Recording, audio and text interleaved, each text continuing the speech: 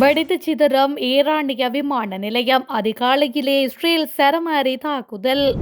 நாட்டின் சில மாவட்டங்களுக்கு விடுக்கப்பட்ட கடும் எச்சரிக்கை. இலங்கையின் பாதுகாப்பு தொடர்பில் ஆஸ்திரேலியா வெளியிட்டுள்ள அறிவிப்பு.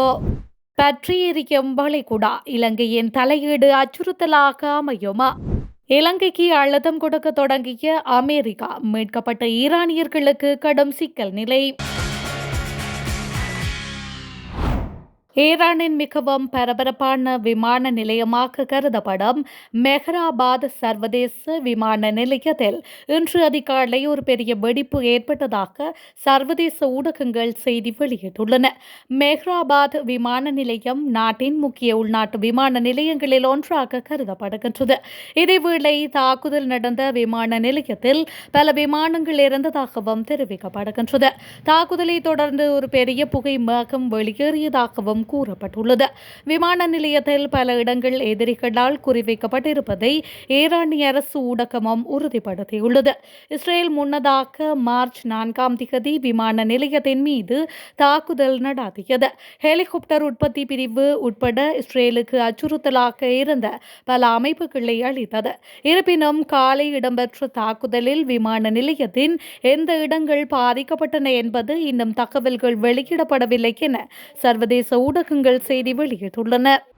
ஈரானிய கப்பல் விவகாரத்தில் இலங்கையின் ஈடுபாடு பெரும் அச்சுறுத்தலாக அமையுமா என்பது தொடர்பில் ஜனாதிபதி அனுரகுமார திசாநாயக்க விளக்கம் அளித்துள்ளார்.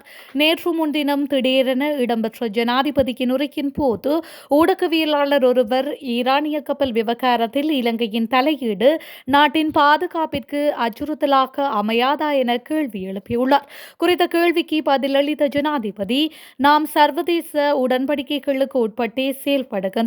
இந்த சம்பவங்கள் எமது கடல் எல்லையிலேயே நடப்பதாக சிலர் கூறினர். அவை உண்மையல்ல. ஈரான் கப்பல் மீதான தாக்குதல் எமது கடல் எல்லைக்கு அப்பால், ஆனால் எமது பொருளாதார வலயத்திற்கு உட்பட்ட பகுதியில் நடைபெற்றது. அந்த பகுதியில் நடக்கும் விடயங்களை எம்மால் கட்டுப்படுத்த முடியாது. ஏதேனும் ஒரு சம்பவம் நடந்தால் அதை தமக்கு சாதகமாக எவ்வாறு பயன்படுத்திக் கொள்வது என்ற மிகவும் கீழ்த்தரமான குறுகிய நோக்கத்துடன் செயல்படும் அரசியல் கட்சிகளே இவ்வாறான பிரச்சாரங்களை முன்னெடுக்கின்றன. இந்தியாவுக்கும் பாகிஸ்தானுக்கும் இடையில் மோதல் நிலை உருவான போதும் அதை பயன்படுத்தி பொய் பிரச்சாரம் செய்யப்பட்டன. அதேபோல் அமெரிக்கா பல நாடுகளுக்கு மேலதிக வரி விதித்த போதும் இவ்வாறான பிரச்சாரங்கள் முன்னெடுக்கப்பட்டன. நிர்வா சூறாவளியின் போதும் 1000க்கும் மேற்பட்டோர் உயிரிழந்துள்ளதாகவும் பெருமளவிலான வீடுகள் முற்றாக அழிந்துள்ளதாகவும் பல பொய்கள் பரப்பப்பட்டன. சர்வதேச ரீதியிலோ அல்லது உள்நாட்டிலோ அது இயற்கை அனர்த்தமாக இருந்தாலும் சரி, எந்த ஒரு சம்பவத்தையும் தமக்கு சாதகமாக எவ்வாறு மாற்றுவது என்றே இந்த அரசியல் குழுக்கள் சிந்திக்கின்றன என்று அவர் மேலும் குறிப்பிட்டுள்ளார். இலங்கையின் பல பகுதிகளில் மனித உடலால் உணரப்படும் வெப்பத்தின் அளவு எச்சரிக்கை மட்டத்திற்கு அதிகரிக்கும் என வளிமண்டலவியல் திணைக்களம் எதிர்வு கூறியுள்ளது. குறிப்பாக பின்வரும் மாகாணம் மற்றும் மாவட்டங்களில் வெப்பம் அதிகமாக இருக்கும் என அடையாளம் காணப்பட்டுள்ளது. சப்ரகமுவ மாகாணம், கொழும்பு, கம்பஹா, குருநாகல், அனுராதபுரம், வவுனியா, அம்பாந்தோட்டை, மொனராகலை அதிகரிக்கும் வெப்பம் காரணமாக பொதுமக்கள் பின்வரும் உடல்நல பாதிப்புகளை சந்திக்க நேரிடும் என எச்சரிக்கப்பட்டுள்ளது. நீண்ட நேரம் வெயிலில் இருப்பதாலும் வேலைகளில் ஈடுபடுவதாலும் அதிக சோர்வு ஏற்படலாம். போதிய ஓய்வின்றி தொடர்ந்தும் வெயிலில் வேலை செய்வதால் உடலில் தசைப்பிடிப்புகள் ஏற்பட வாய்ப்புள்ளது. வெப்பத்தின் தாக்கத்தில் இருந்து தப்பிக்க பொதுமக்கள் போதிய அளவு தண்ணீர் அருந்துமாறும் இயன்றவரை நிழலான இடங்களில் தங்கியிருக்குமாறும் அறிவுறுத்தப்படுகின்றார்கள். குறிப்பாக முதியவர்கள் மற்றும் குழந்தைகள் மீது கூடுதல் கவனம் செலுத்துவது அவசியம் என தெரிவிக்கப்பட்டுள்ளது.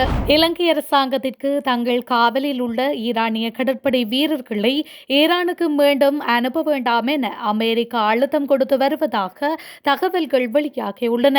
கடந்த புதன்கிழமை இந்திய பெருங்கடலில் எரிஷ் டெனா என்ற ஈரானிய போர்க்கப்பலை அமெரிக்க நீர்மூழ்கி கப்பல் தாக்கி மூழ்கடித்தது.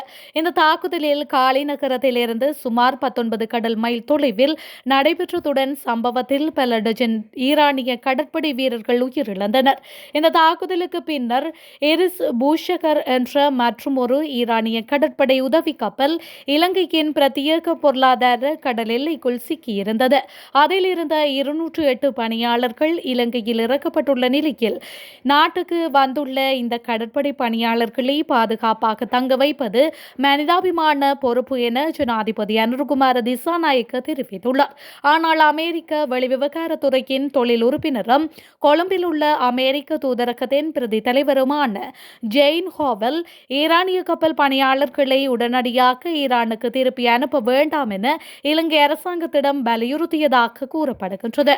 அதன்படி எரிஷ்டினா கப்பலில் இருந்து உயிர் தப்பிய 32 பேரும் எரிஷ் பூஷர் கப்பலின் பணியாளர்களும் ஈரானுக்கு மீண்டும் அனுப்பப்படாமல் இருக்க வேண்டும் என அமெரிக்கா தெரிவித்துள்ளதாக அந்த தகவலில் குறிப்பிடப்பட்டுள்ளது.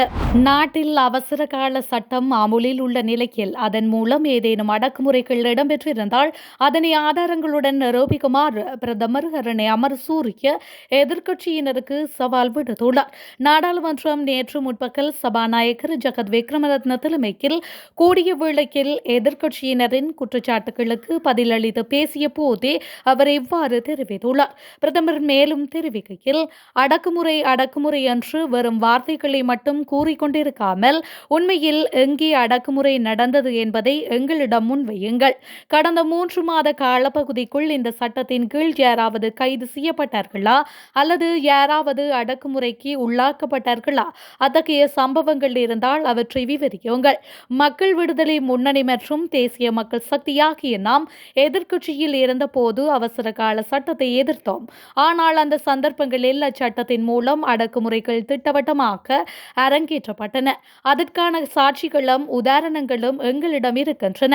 அதன் அடிப்படையிலேயே நாம் அன்று எதிர்த்தோம். அவசர கால சட்ட நீடிப்பானது ஜனநாயகத்திற்கு விடுக்கப்படும் சவால் என எதிர்க்கட்சியினர் முன்வைக்கும் தொடர்ச்சியான குற்றச்சாட்டுகளில் எவ்வித உண்மையும் இல்லை.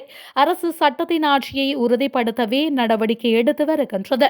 ஆதாரங்களின்றி அரசியல் லாபத்துக்காக அடக்குமுறை எனும் சொல்லை பயன்படுத்த வேண்டாம் என்றும் அவர் மேலும் சுட்டிக்காட்டியுள்ளார். ஈரான் ஜனாதிபதி மசூத் பெஷகியன் மற்றும் ரஷ்ய ஜனாதிபதி விளாடிமிர் புடின் ஆகியோர் வெள்ளிக்கிழமை தொலைபேசி வழியாக பேச்சுவார்த்தை நடாத்தியதாக ரஷ்ய அரசு ஊடகம் ஒன்று செய்தி வெளியிட்டுள்ளது.